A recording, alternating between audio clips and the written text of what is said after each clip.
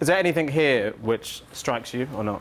I mean, I love colour. I love almost everyone. I'm not a purple fan. But Okay. other than that, yeah, almost everything. Purple is the Channel 4 news colour, though, unfortunately. Oh, so. Well, I mean, that's unfortunate for you guys. Style tips, honesty, and a dash of sass. 3 traits that very much sum up tan It's definitely France. not for me. You can pull it off, actually. You can Really? pull it off. Yeah, but it's definitely not my look. Boys, you ready?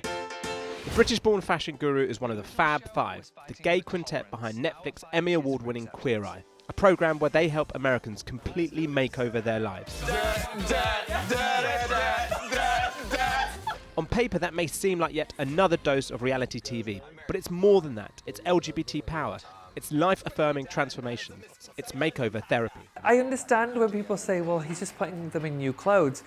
But I use clothes to facilitate a much broader conversation, a much more open conversation, a dialogue that they've probably never had before.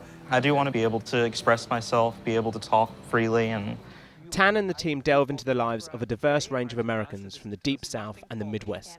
The first 2 series were set in Georgia. Series 3 and the upcoming 4th season are set in Kansas City, Missouri.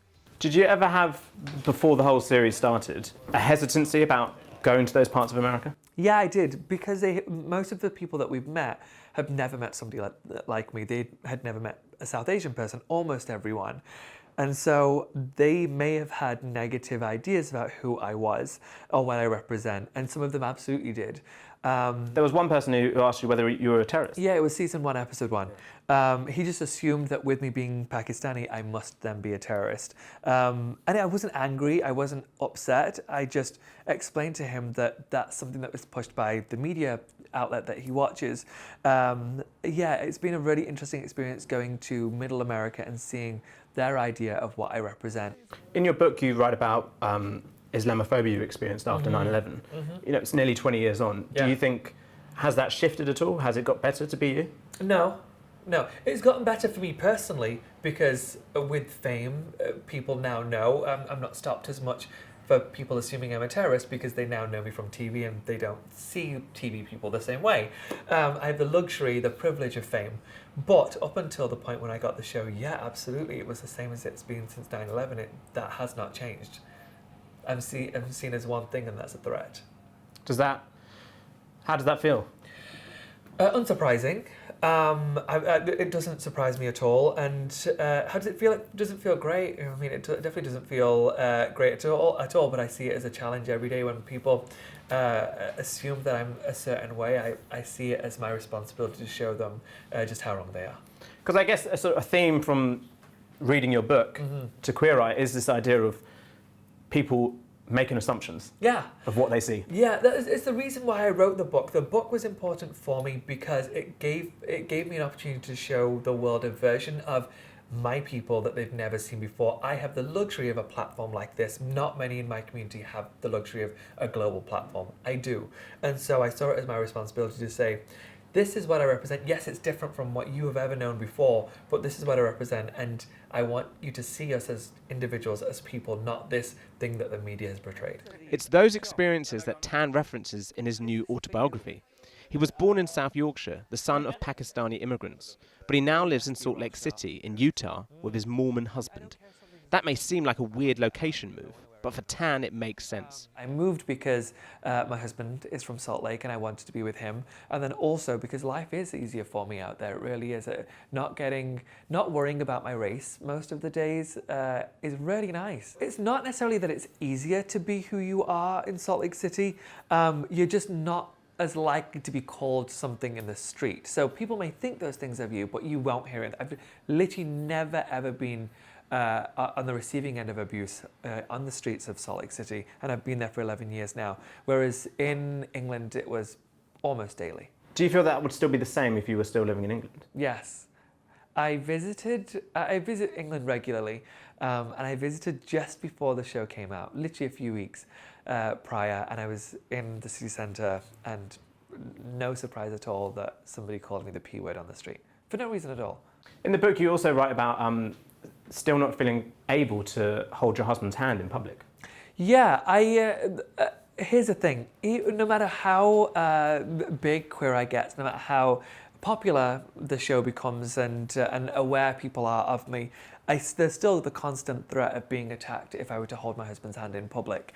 And so I hold my husband's hand more now than I ever have done before.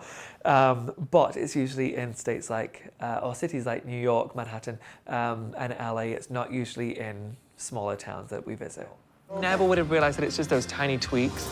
Tan says that being a gay British Pakistani man on TV is both something he prides, but also something that gives him a restrictive label. So when I speak, I don't speak as Tan France. I speak as South Asian, British immigrant Tan France. Whereas one of my castmates, when they speak, they just get to be Anthony Porofsky, Bobby Burke, Tan France. It's always South Asian, Pakistani, something to that effect, Tan France.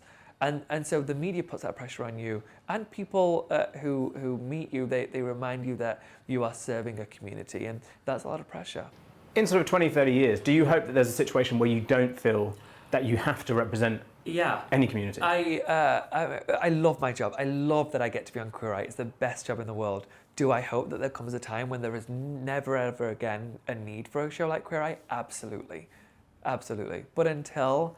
You're writing yourself out of a job there, aren't you? I know. But hopefully until that point there will be Queer Eye, because I truly do believe that it encourages people to be kinder to each other, and it shows a version of the world that you ordinarily don't see, where people are just being kind and good to each other. For now, Queer Eye remains a welcome antidote to today's sometimes bleak world, one where Tan is both a guide and a man of style. Again, you know when you see certain clothes, you just want to know the person's story?